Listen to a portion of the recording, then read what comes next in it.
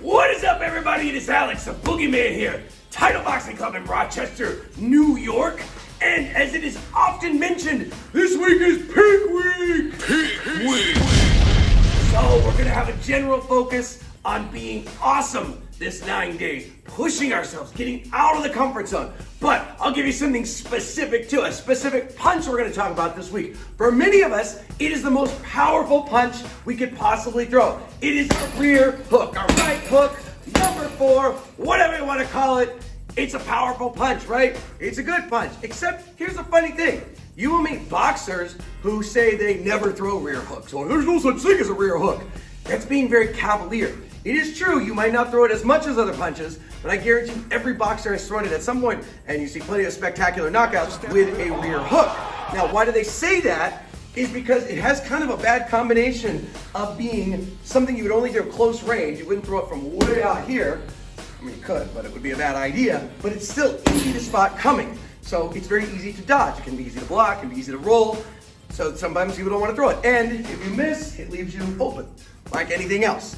But it's more of a commitment physically, so there's that too. But I think you can be smart about the way you throw it. Plenty of fighters do, and we'll talk about ways to do it. So first of all, the punch itself, right? Like a lead hook, like every punch really, we are shifting our weight from one foot to the other. In this case, we're going from our back foot to our front foot. So it is imperative that we do that by turning our heel out. Turning our heel. This is not a guideline, this is the truth. There are some people who say, you don't need to turn for your left hook. Fine, I like to do it. Nobody will tell you you don't need to turn your right heel for your right hook.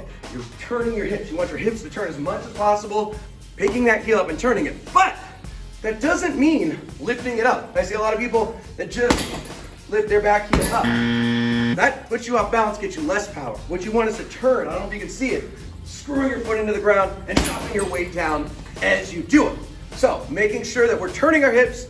We also don't want to advertise this punch by sticking our hand out here to throw the rear hook. Yes, that's going to be very easy to spot. When you do that, you want to keep it tight. You want to throw it from your face, bring it off your face, bring your elbow out, twist through it, and then as soon as you get past your nose, bring it back, cover up, keep it tight. Now, this does not mean you need a crazy tight angle on it. You never want less than 90 degrees. You can open up a little bit. You can go more than 90 degrees.